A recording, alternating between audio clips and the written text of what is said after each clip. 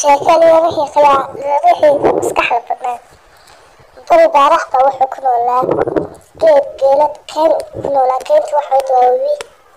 ayaa isla geed iska saaran cantiis iska cunaya waxa u yimi yaxaas kuulka hoose biyaha kusoo kaasada biyaha hoostooda markaasi xaaskii baa salaamay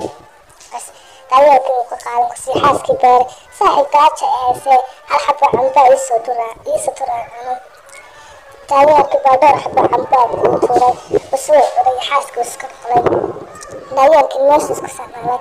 maalinta iyo xaaska daayeerku yimaada waxaas la cunaa bas ayaantii dambe baa meesha joogaan waxaa ka gaclay abaar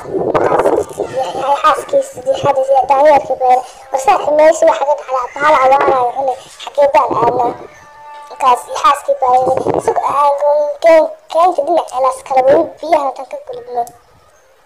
waxaa dhinacaas kale waa meel naqaayo xaggaasa ku kaxeeya markaas daayeerkii baa yiri ani biyaha markana kale sanadbaa u marinaa xaaskii baa wax ka baqan anaa dabarka ku saaraya bas xaaska dabarkiisa kule waysa socnaa waysa socnaa waysla sheegaysaa waa iska saarlaan bas biyaha dhinaceela kalaada aalay daayeerkii raxi haddana silii daayeerkii baa geedku fuulay wuxuu sugoya maba cawska iyo naqyaasha waxaas u sugogooyaa iyo xaaskiina waxaas iska cunaa saaxiibay soo noqleen ayaama dhanba soo degmayeen